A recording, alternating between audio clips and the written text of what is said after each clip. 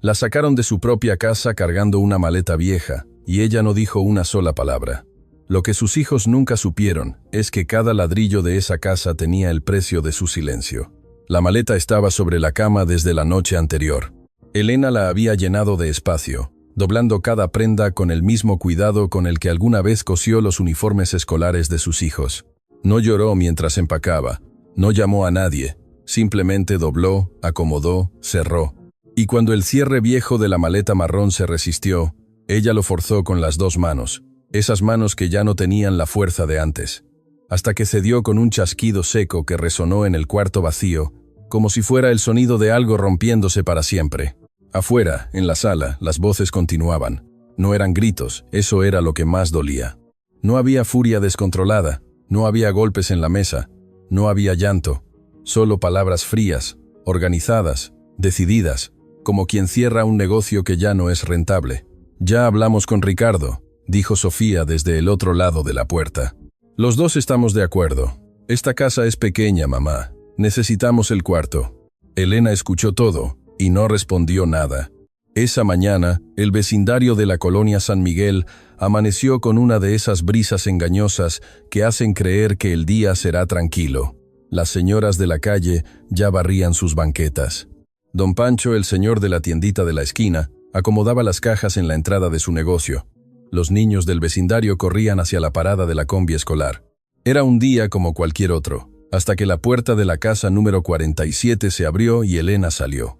Cargaba la maleta marrón con una mano. Con el otro brazo sostenía 2 cajas de cartón amarradas con cordel, apiladas con dificultad contra su pecho. La bolsa de cuero viejo colgaba del hombro pesada, inclinándola levemente hacia un lado. Caminó despacio, con cuidado, mirando el suelo para no tropezar con el escalón de la entrada. Ese escalón que ella misma había pedido que construyeran cuando los niños eran pequeños para que no se cayeran al salir corriendo. Detrás de ella, en el marco de la puerta, Miguel tenía los brazos cruzados. Sofía estaba a su lado con la mirada en algún punto lejano. Y Ricardo, el menor, el que siempre fue el más callado, estaba recargado contra la pared, con las manos en los bolsillos, sin moverse. Ninguno dio un paso hacia ella. Ninguno extendió una mano para ayudarla con las cajas. Ninguno dijo: «Espera, mamá, yo te ayudo». Doña Carmen, la vecina de enfrente, dejó de barrer. Vio a Elena avanzar por el camino de terracería con toda su vida cargada en los brazos, y algo en su pecho se apretó de una manera que no supo nombrar. Soltó la escoba despacio, como si el movimiento brusco fuera a romper algo, y se quedó mirando. «¡Ay, Dios mío!», murmuró en voz muy baja, sin que nadie la escuchara. Don Pancho también miró desde la esquina, frunció el ceño. Conocía a Elena desde hacía mucho tiempo, desde que ella llegaba con los niños a comprar el pan de cada semana, desde que compraba los cuadernos escolares en su tienda, desde que un día le había pedido fiado con una vergüenza enorme en los ojos y él le había dicho que sí sin pensarlo 2 veces. La conocía, y lo que estaba viendo no tenía ningún sentido. Elena llegó hasta el borde de la banqueta y se detuvo. Puso las cajas en el suelo con cuidado, apoyó la maleta junto a ellas, se acomodó la bolsa en el hombro y entonces miró hacia atrás solo una vez. Miguel seguía con los brazos cruzados. Sofía ya había dado media vuelta. Ricardo la miraba desde lejos con una expresión que era difícil de descifrar. No era frialdad, no era indiferencia, era algo peor. Era la cara de alguien que sabe que está haciendo mal algo, y lo hace de todas formas porque no encuentra el valor para detenerse. Elena lo miró a los ojos un momento, solo un momento, y luego volvió a mirar hacia adelante. No dijo nada. Ese fue el momento más poderoso de ese día, porque Elena eligió el silencio.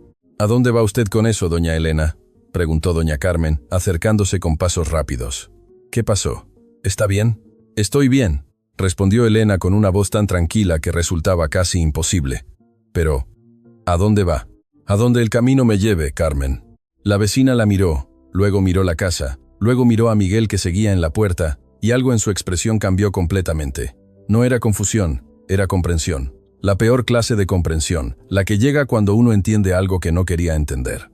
«Espérese», dijo doña Carmen. «Espérese tantito». Entró a su casa corriendo y salió con un rebozo doblado que puso sobre los hombros de Elena sin pedirle permiso. Luego tomó una de las cajas del suelo. «Yo la acompaño», dijo con una firmeza que no admitía discusión. Elena la miró. Y por primera vez, esa mañana algo en su cara se movió. No fue llanto, no fue alivio, no fue gratitud expresada con palabras. Fue solo un temblor brevísimo en la comisura de los labios, tan pequeño que casi no se veía. Pero doña Carmen lo vio y entendió que por dentro Elena se estaba despidiendo de todo. Miguel cerró la puerta antes de que su madre llegara a la esquina. Sofía ya estaba en la cocina moviendo cosas, reorganizando el espacio con esa eficiencia que a Miguel siempre le había parecido admirable, y que en ese momento, por alguna razón que no supo explicarse, le resultó incómoda. «Ya fue», dijo ella sin levantar la vista. Miguel no respondió. Se quedó parado en la sala, mirando el pasillo que llevaba al cuarto donde su madre había dormido durante años. La puerta estaba entreabierta, la cama estaba tendida, había un olor tenue en el aire, no era perfume, no era comida, era algo más difícil de identificar. Era el olor de alguien que vivió en ese espacio durante mucho tiempo y que de repente ya no estaba. «Miguel», llamó Sofía desde la cocina. «Ahorita voy», respondió él, pero no fue. Se quedó parado otro momento, mirando esa puerta entreabierta con una sensación extraña en el pecho que no supo si era alivio o era el inicio de algo que todavía no tenía nombre. Ricardo salió por la puerta trasera. No quería que Sofía lo viera. No quería que Miguel le preguntara nada. Caminó hasta el fondo del patio, ese patio pequeño con el lavadero de piedra donde su madre pasó tantas horas lavando ropa ajena para completar lo que faltaba, y se sentó en el borde del lavadero. Sacó su teléfono, lo desbloqueó, lo volvió a bloquear, lo guardó. Miró el muro del fondo del patio, donde todavía había una maceta colgada con una planta que su madre regaba cada tercer día. La planta estaba viva, verde, con unas flores pequeñas que nadie más en esa casa había notado nunca. Ricardo la miró durante mucho tiempo, y por primera vez, desde que todo esto había comenzado, desde las conversaciones en voz baja entre Miguel y Sofía, desde los argumentos que fueron creciendo semana a semana, desde la noche en que le dijeron, «Ya decidimos», y él no dijo nada. Por primera vez algo se aflojó dentro de su pecho de una manera que le dolió físicamente. No supo qué era todavía, pero algo le decía que acababa de cometer el error más grande de su vida. Lo que Ricardo no sabía, lo que ninguno de los dos sabía, era que esa maleta marrón que su madre se había llevado cargando contenía algo más que ropa. Dentro, doblado con cuidado entre dos blusas viejas, había un sobre amarillento, cerrado, con una letra que ninguno de sus hijos habría reconocido porque nunca la habían visto. Dentro de ese sobre había una verdad que Elena había cargado en silencio durante más años de los que cualquiera podría imaginar. Una verdad que cambiaba todo, una verdad que sus hijos iban a descubrir, pero demasiado tarde para que las cosas fueran como antes. El cuarto de doña Carmen olía a canela y a ropa recién lavada. Era un cuarto pequeño, con una ventana que daba al patio interior, una cama con cabecera de madera y una imagen de un campo florido colgada en la pared, sin santos, sin nombres, solo colores y luz. Elena se sentó en el borde de esa cama con las manos sobre las rodillas y miró el suelo durante un tiempo que ninguna de las dos mujeres se atrevió a medir. Doña Carmen no le hizo preguntas. Le puso enfrente una taza de té de manzanilla caliente con una cucharada de miel. Le acomodó la almohada detrás de la espalda, abrió la ventana un poco para que entrara el aire de la mañana y luego se sentó en la silla del rincón. Cruzó las manos sobre el regazo y esperó. Eso era lo que Elena necesitaba más que cualquier otra cosa en ese momento. No consejos, no lástima, no preguntas, solo alguien que supiera estar presente sin exigir nada. Pasó un tiempo largo antes de que Elena hablara. Cuando Miguel tenía 6 años, dijo con la voz quieta, mirando todavía el suelo. Se enfermó muy fuerte, una enfermedad que los médicos tardaron semanas en entender. Yo no dormí en más de un mes. Me quedaba sentada junto a su cama en el hospital toda la noche esperando que su respiración no cambiara. Hizo una pausa. Nadie me lo pidió. Nadie me lo agradeció después, pero yo no lo hice para que me lo agradecieran. Doña Carmen no dijo nada. Ricardo aprendió a caminar agarrado de mi falda, continuó Elena. Sus primeros pasos, sus primeras palabras, su primer día de escuela, todo. Yo estaba ahí. Siempre estuve ahí. Levantó la vista por primera vez y miró a su vecina con una expresión que no era amargura ni era reclamo. Era algo mucho más hondo que eso. No me arrepiento de nada de lo que hice por ellos, ni de una sola cosa. pero sí quisiera que hubieran sabido lo que costó. Esa última frase quedó flotando en el cuarto como el humo de una vela recién apagada. Si quisiera que hubieran sabido lo que costó, lo que Elena no dijo esa mañana, lo que guardó para ella sola, como había guardado tantas otras cosas, era la historia completa. Años atrás, cuando sus hijos eran todavía jóvenes y la vida en la colonia era una lucha diaria, Elena había tomado una decisión que nadie en esa familia conocía. Había recibido una oferta.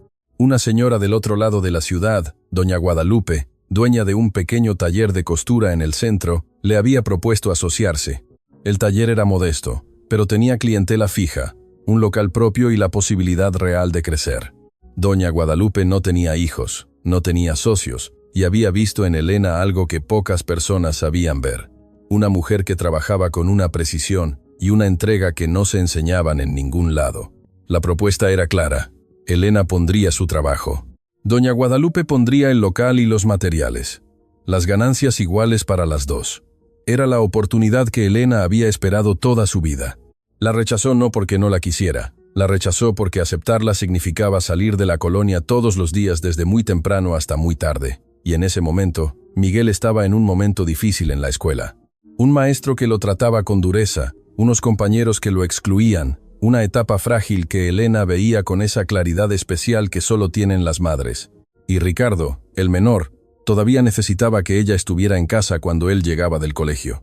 Todavía necesitaba encontrar la puerta abierta, la comida caliente, la voz de su madre preguntando cómo le había ido. Elena eligió quedarse. Guardó la carta de doña Guadalupe en el sobre amarillento, la dobló con cuidado y nunca se lo contó a nadie. Esa misma tarde, mientras Elena descansaba en el cuarto prestado de su vecina, Miguel recibió una llamada. Era de don Pancho, el de la tiendita de la esquina. «Oye, Miguel», dijo el viejo con esa voz directa que nunca se molestaba en disfrazar. «Quiero que sepas que vi lo que pasó esta mañana. Vi a tu mamá salir cargando sola. Vi que ninguno de ustedes se movió». Miguel apretó el teléfono. «Don Pancho, ¿es un asunto de familia?» «Sí, ya sé que es un asunto de familia», lo interrumpió el viejo sin alzar la voz, pero sin suavizarla tampoco. «Y precisamente por eso te estoy hablando a ti y no a nadie más, porque tu mamá jamás me habló mal de ustedes. Nunca. En todos los años que la conozco, nunca escuché de su boca una queja sobre sus hijos. Ni una. Y eso, muchacho, es algo que no todo mundo puede decir». Se hizo un silencio. «Solo quería que lo supieras», terminó don Pancho. «Que alguien te lo dijera de frente», y colgó. Miguel se quedó con el teléfono en la mano, parado en medio de la sala, con esa frase resonando en algún lugar del pecho donde no esperaba sentir nada. «Nunca escuché de su boca una queja sobre sus hijos, ni una». Sofía entró a la sala en ese momento y lo miró. «¿Quién era?» «Nadie», respondió Miguel y se fue al cuarto. Pero fue Ricardo quien esa noche no pudo dormir. Se quedó mirando el techo de su cuarto, el mismo cuarto donde había crecido, donde su madre había entrado cientos de veces a apagar la luz porque él se quedaba dormido con ella encendida y algo en su cabeza empezó a moverse de una manera que no podía detener. Recordó una tarde años atrás. Él tendría unos 12 años. Había llegado de la escuela con la camisa rota y los ojos rojos de tanto aguantar el llanto, porque unos compañeros mayores lo habían empujado en el recreo y le habían tirado el almuerzo al suelo. Había entrado a la casa con la cabeza baja, esperando que nadie lo notara. Su madre lo había notado de inmediato. No le preguntó qué pasó, no hizo un drama. Solo fue a la cocina, calentó lo que había, lo puso sobre la mesa y se sentó frente a él. Comieron juntos en silencio. Y cuando Ricardo terminó, su madre puso una mano sobre la de él sin decir nada, sin preguntar nada, y se quedó así un momento. Ese gesto le había bastado. Le había bastado para sentir que el mundo no era tan cruel como había parecido esa tarde. Ricardo cerró los ojos en la oscuridad de su cuarto y pensó: ¿cuándo fue la última vez que yo hice algo así por ella? No encontró respuesta porque no había respuesta. Al día siguiente, Sofía entró al cuarto que había sido de Elena con la intención de reorganizarlo. Abrió el closet. Estaba vacío, salvo por un gancho solitario y una caja pequeña que Elena había olvidado en el estante de arriba. O quizás no la había olvidado. Quizás simplemente ya no le importaba llevársela. Sofía bajó la caja. La abrió sin pensarlo demasiado. Adentro había cosas pequeñas, un carrete de hilo, unas tijeras de costura muy antiguas, con las asas de madera desgastadas, y debajo de todo eso una fotografía. En la fotografía había una mujer joven, tan joven que Sofía tardó un momento en reconocerla, con 2 niños pequeños, uno de cada lado. Los 3 estaban frente a una casa que no era esta casa. Era una casa más pequeña todavía, con las paredes sin pintar y el techo de lámina. La mujer joven de la fotografía miraba a la cámara con una expresión seria, pero sus manos estaban firmemente puestas sobre los hombros de los 2 niños, con una seguridad que no dejaba lugar a dudas sobre lo que significaban. «Yo los sostengo. Pase lo que pase, yo los sostengo». Sofía miró esa fotografía durante un tiempo que no esperaba. Luego la guardó dentro de la caja, puso la caja sobre el estante y cerró el closet. Pero esa imagen no se fue. Se quedó con ella todo el día, mientras preparaba la comida, mientras doblaba ropa, mientras fingía que todo estaba en orden. La mujer joven de la fotografía se quedó ahí en algún lugar detrás de sus ojos, mirándola con esa expresión seria y esas manos firmes sobre los hombros de sus hijos. Y por primera vez desde que todo esto había comenzado, Sofía sintió algo que no esperaba sentir. Una incomodidad profunda. No culpa, todavía no era culpa, pero era la semilla de algo que con el tiempo se convertiría en una pregunta que no podría ignorar. ¿Qué es lo que realmente no sé sobre esta mujer? Esa misma tarde, en el cuarto prestado de doña Carmen, Elena sacó el sobre amarillento de entre las 2 blusas donde lo había guardado. Lo sostuvo en las manos durante un momento. No lo abrió. Ya sabía lo que decía. Lo había leído tantas veces a lo largo de los años que las palabras estaban grabadas en algún lugar de su memoria con una permanencia que nada había podido borrar. Lo sostuvo simplemente porque era algo suyo, uno de los pocos testimonios físicos de una decisión que nadie había visto, de un sacrificio que nadie había aplaudido, de un camino que ella había elegido en silencio, y había caminado en silencio, y del que nunca había pedido reconocimiento. Doña Carmen tocó la puerta con los nudillos. «Elena, hay una señora afuera que pregunta por usted». Elena levantó la vista sorprendida. «¿Una señora? No la conozco. Dice que la busca hace tiempo». Elena guardó el sobre despacio, se levantó, se acomodó el cabello con las manos y caminó hacia la puerta con esa misma calma con la que había hecho todo ese día. Esa calma que no era indiferencia, sino algo construido ladrillo a ladrillo durante décadas de cargar sola con lo que nadie más veía. Afuera, en la pequeña sala de doña Carmen, había una mujer sentada en el borde de la silla. Era mayor, de cabello completamente blanco, con las manos cruzadas sobre una bolsa de tela. Cuando vio entrar a Elena, se puso de pie de inmediato. «Elena», dijo con una voz que temblaba levemente. «¿Cuánto tiempo?» Elena se detuvo en seco. La reconoció de inmediato. Era Guadalupe, la mujer que le había ofrecido la oportunidad que ella había rechazado. La mujer a quien no había visto desde aquel día en que le devolvió la carta con una negativa escrita a mano, cortés y definitiva. La mujer que representaba el camino que Elena no tomó. ¿Qué hacía ahí? ¿Cómo la había encontrado? ¿Y por qué después de tanto tiempo su presencia en ese cuarto pequeño se sentía menos como una coincidencia y más como algo que estaba ocurriendo exactamente cuando tenía que ocurrir? Elena no tenía respuesta para ninguna de esas preguntas, pero algo en su pecho, muy adentro, en ese lugar donde las madres guardan las cosas que no se dicen, se movió de una manera que hacía mucho tiempo no sentía, como si una puerta que había estado cerrada durante años acabara de abrirse, no de golpe, sino despacio, con cuidado, con el sonido suave de algo que por fin encuentra el momento justo.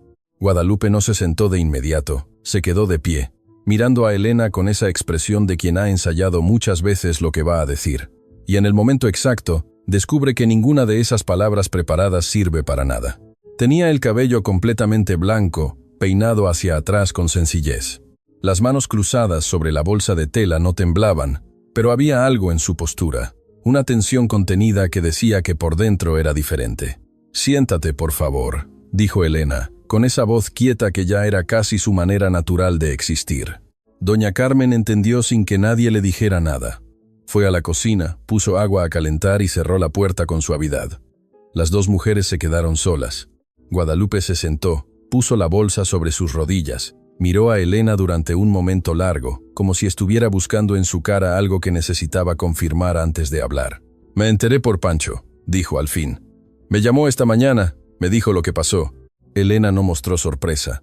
Don Pancho era de esos hombres que conocían a medio vecindario y que cuando algo no estaba bien, no se quedaban cruzados de brazos. Siempre había sido así.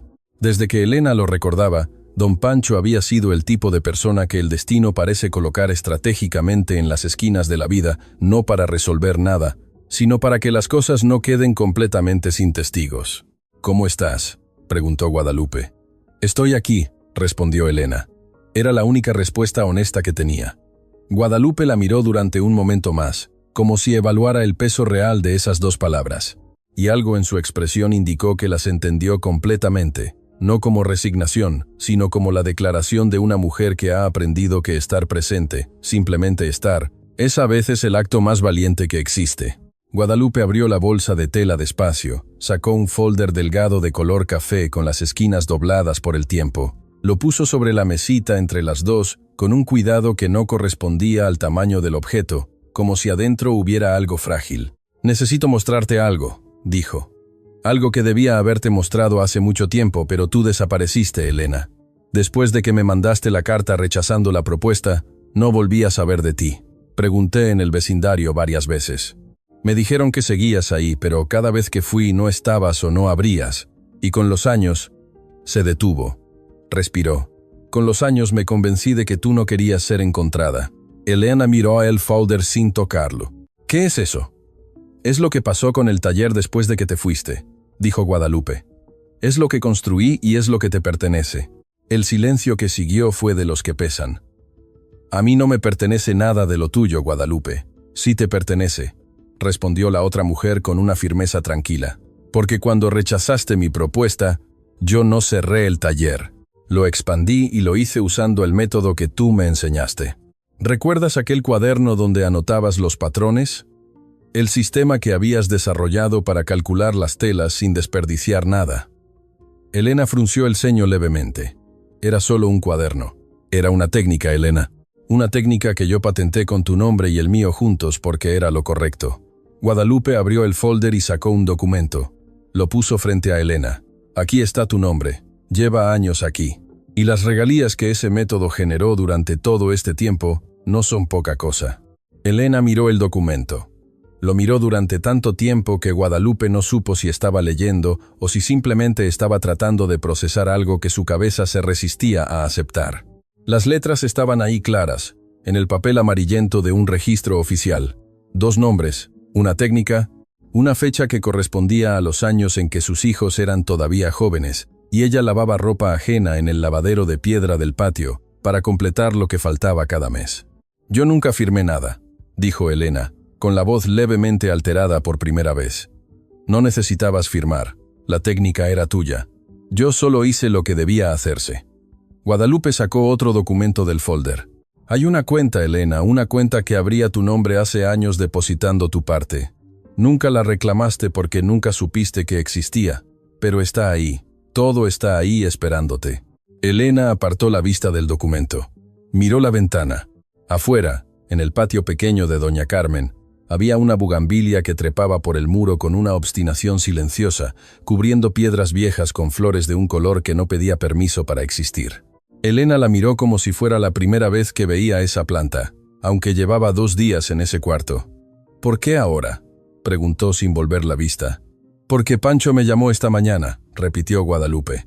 «Y porque hay cosas que no pueden seguir esperando indefinidamente», hizo una pausa.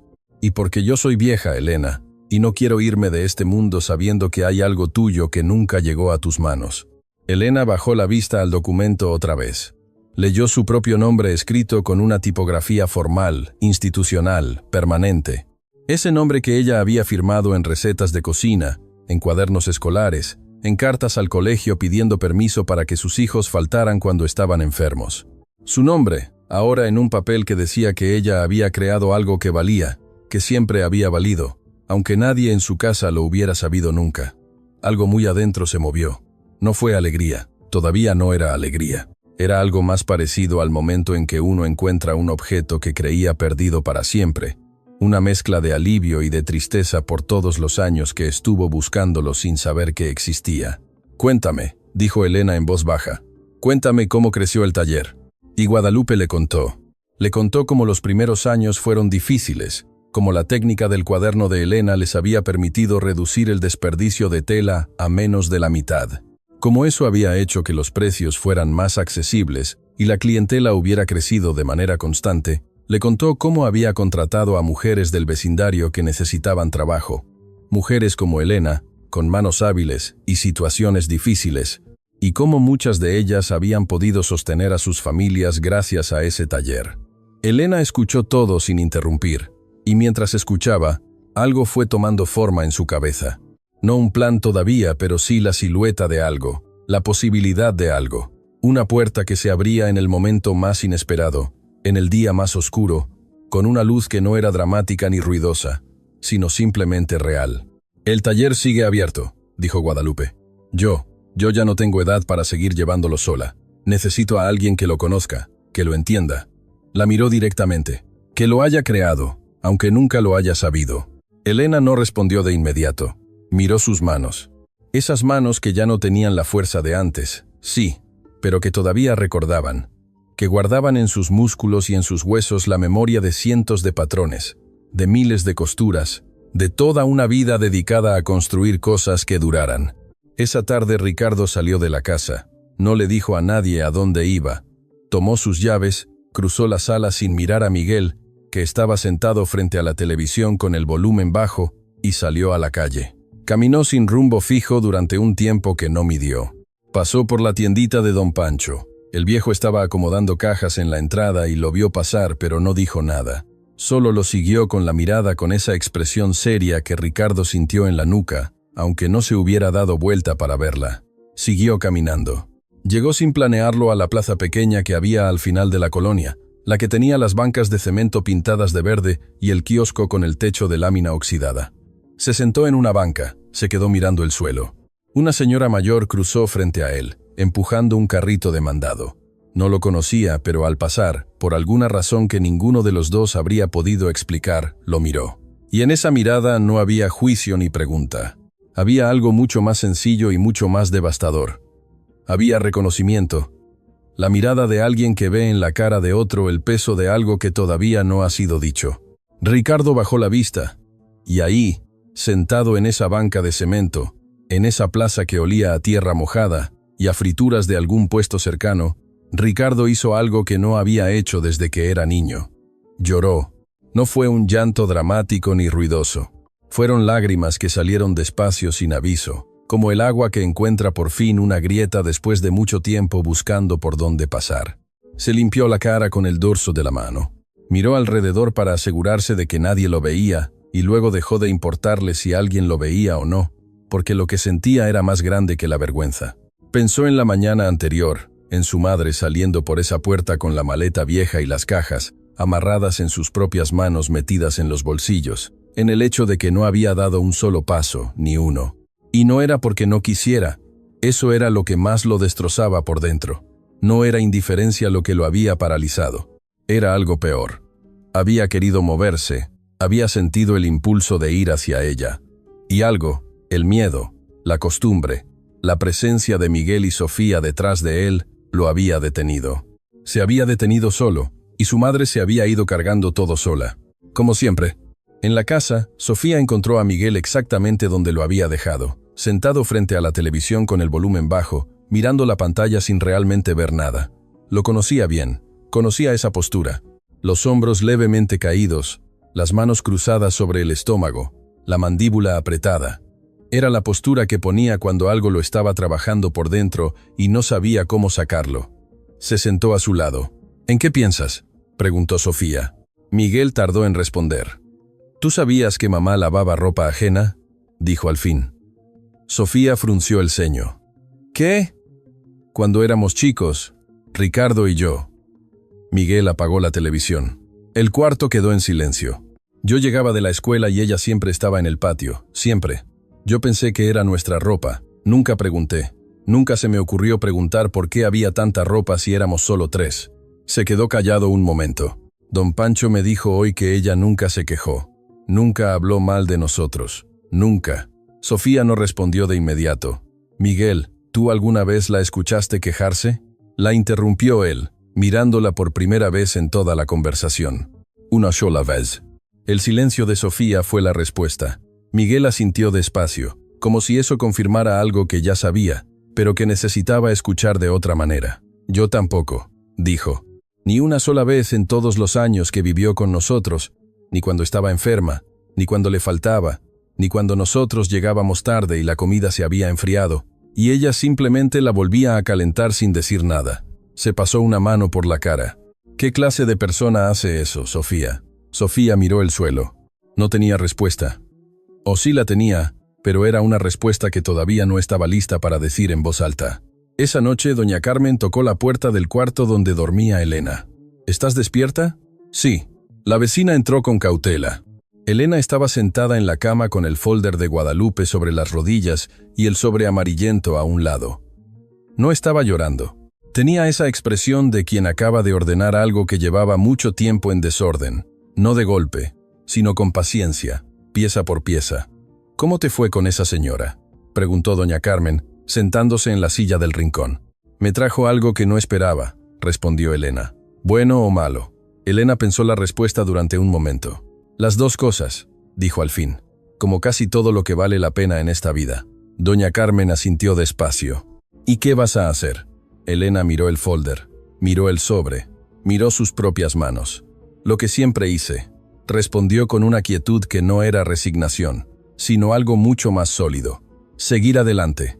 Doña Carmen la miró con esa ternura específica que tienen las mujeres mayores cuando reconocen en otra mujer una fortaleza que el mundo nunca aplaudió.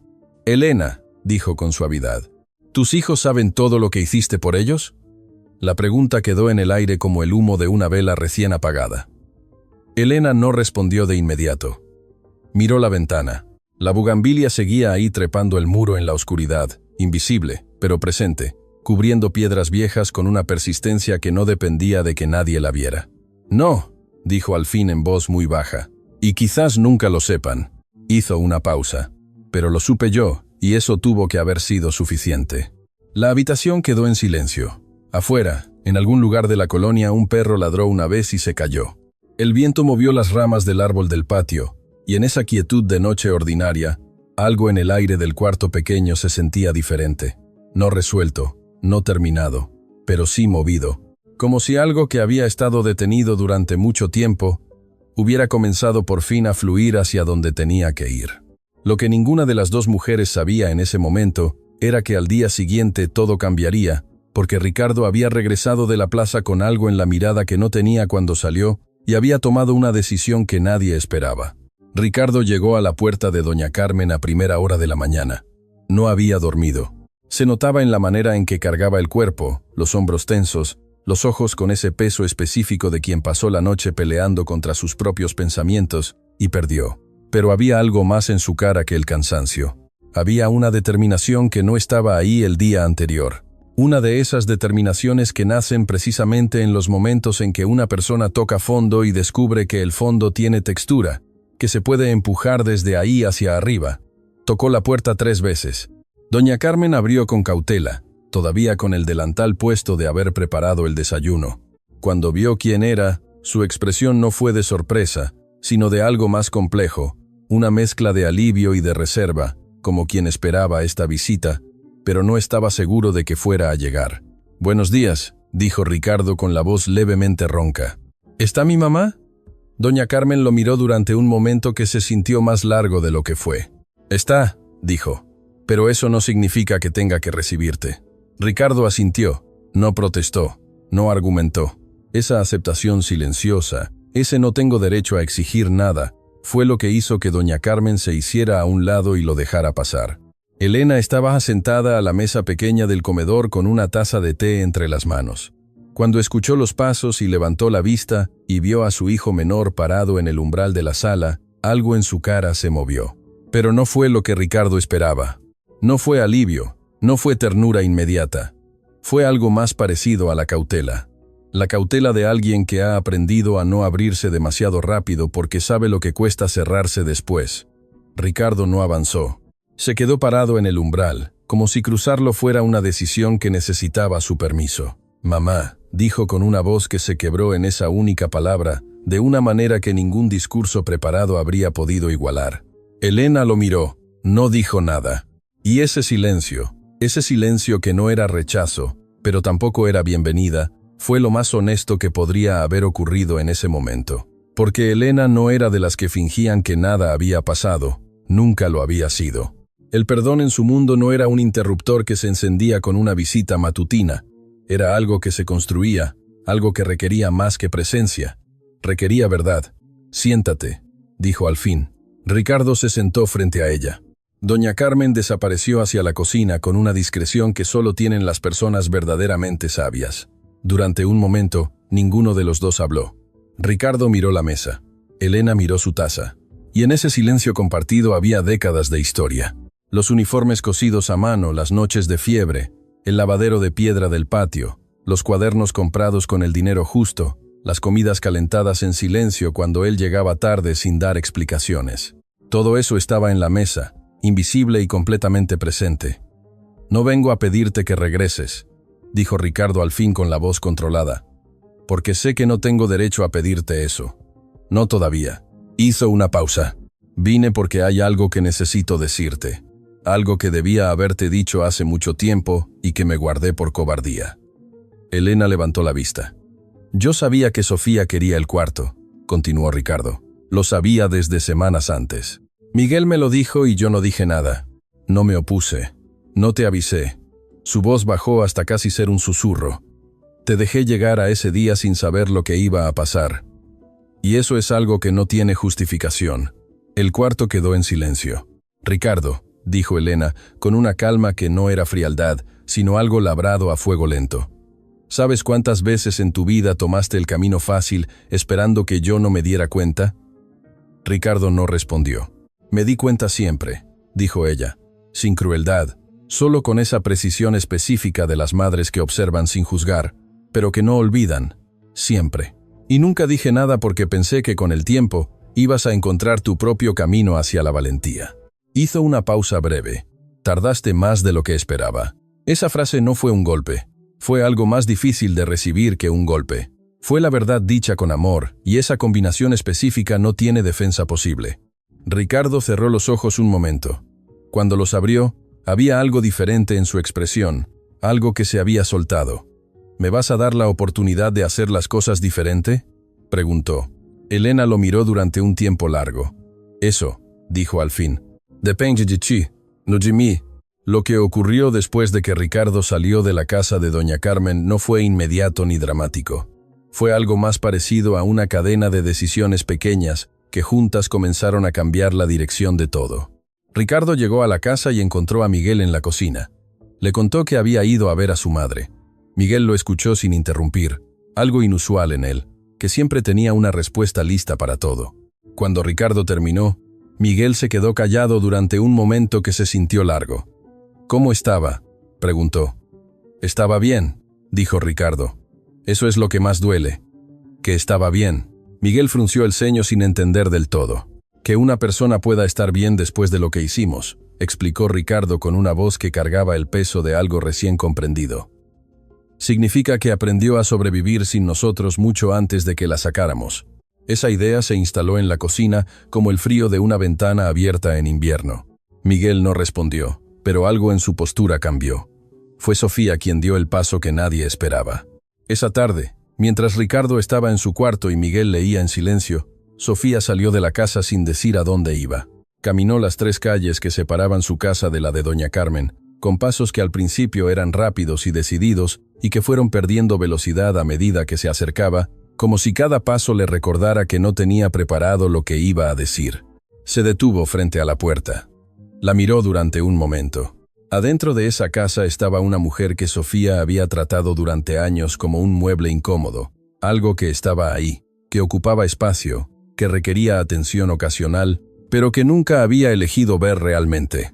Y ahora, parada frente a esa puerta, con la fotografía del closet todavía grabada en la memoria, la mujer joven con las manos firmes sobre los hombros de sus hijos, Sofía entendió algo que ninguna conversación con Miguel, ningún argumento práctico, ninguna justificación que hubiera construido en semanas, le había podido decir.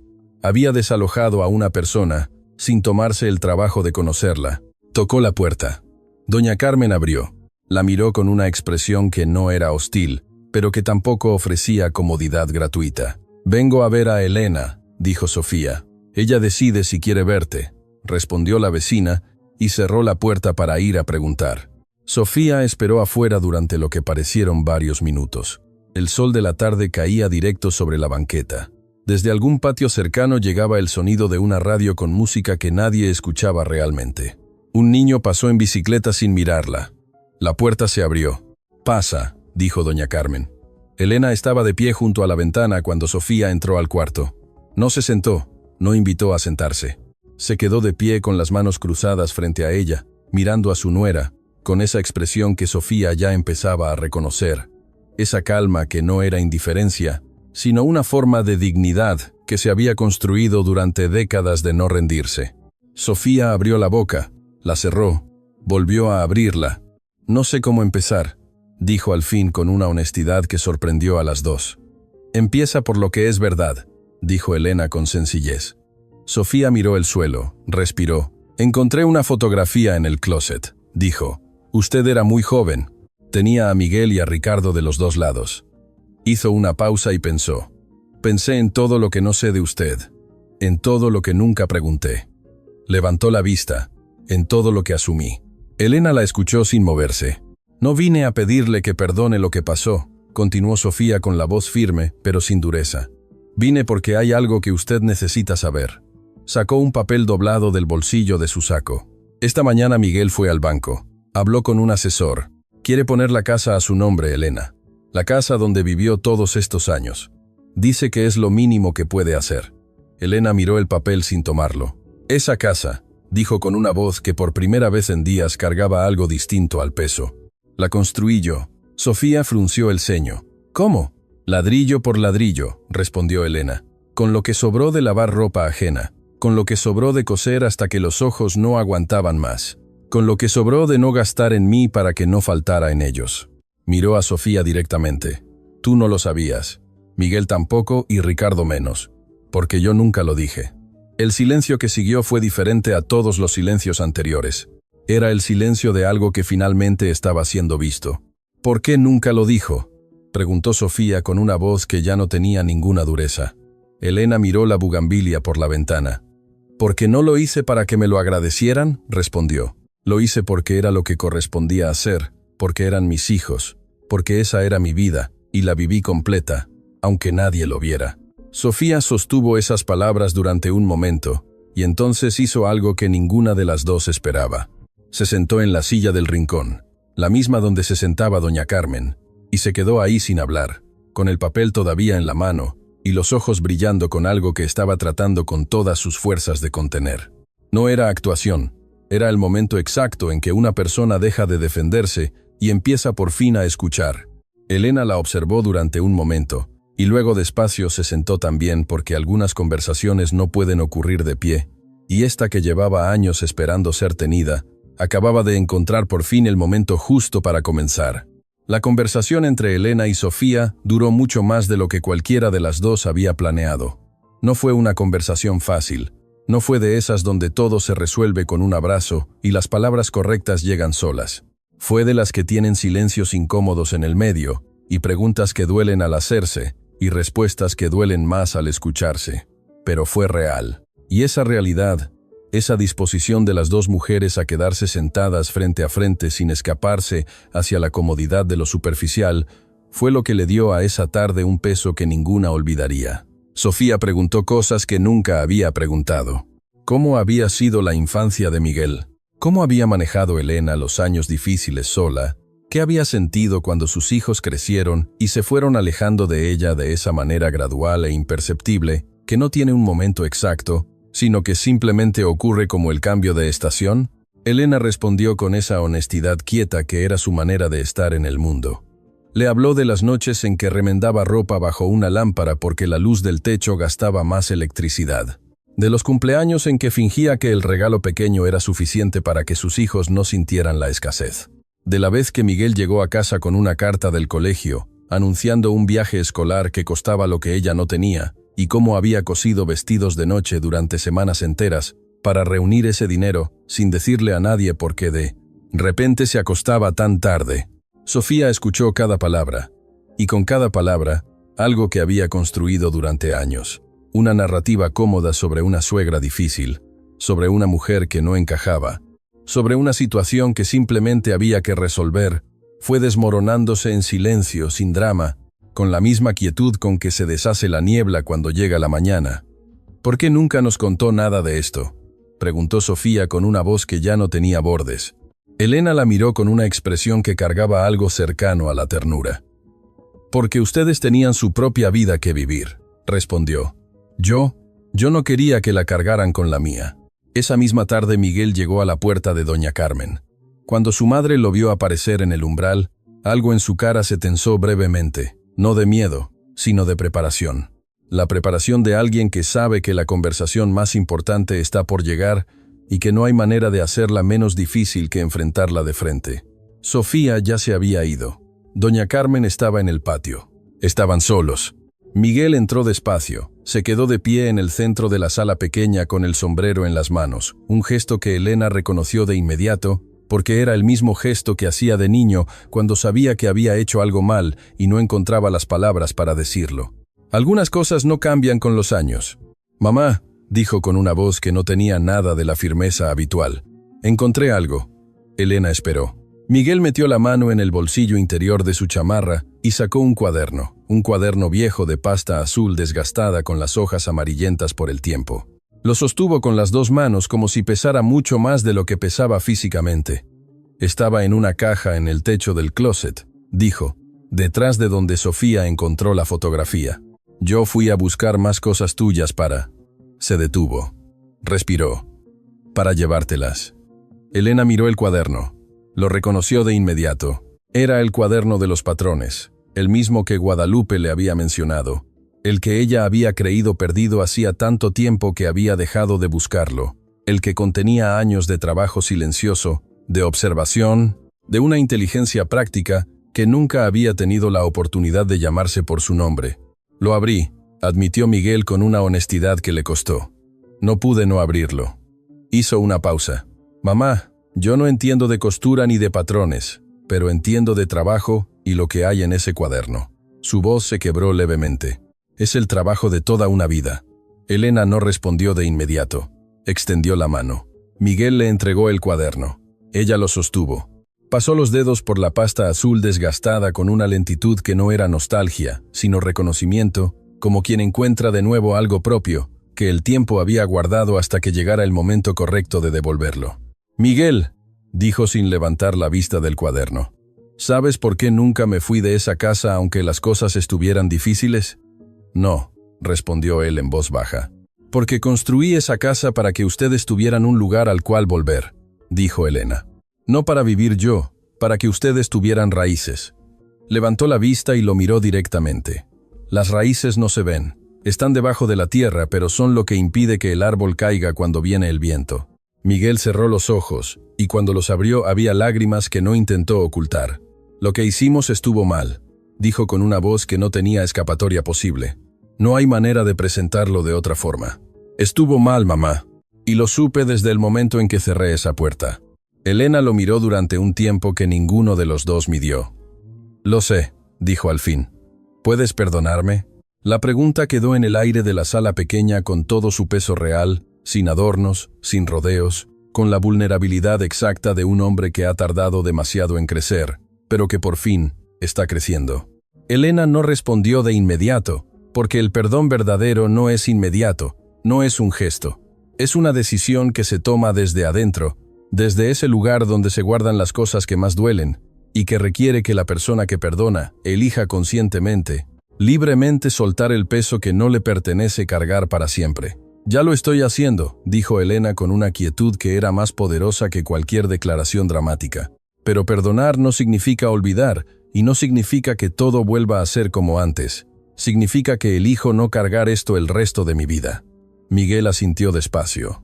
Esa respuesta era más honesta que cualquier cosa que hubiera esperado escuchar. Y precisamente por eso, porque no era la respuesta fácil, sino la verdadera, fue la que más lo movió por dentro. Días después, Guadalupe y Elena se sentaron juntas en el taller. Era la primera vez que Elena entraba a ese espacio. Un local amplio en el centro, con mesas de corte y máquinas ordenadas en filas y luz natural entrando por ventanas altas. Olía a tela nueva y a hilo. Olía a trabajo. Elena caminó despacio entre las mesas, pasando los dedos por las superficies, mirando las máquinas con esa expresión específica de quien reconoce su propio idioma después de años sin hablarlo. Las mujeres que trabajaban ahí la observaron con curiosidad discreta. Guadalupe las reunió y les dijo con sencillez quién era Elena. Les dijo que el método que usaban todos los días, ese sistema que reducía el desperdicio y hacía posible que los precios fueran accesibles, había nacido en un cuaderno de pasta azul que una mujer había llenado en silencio durante años, en una casa pequeña de la colonia San Miguel, bajo una lámpara de bajo consumo para no gastar electricidad. El taller quedó en silencio.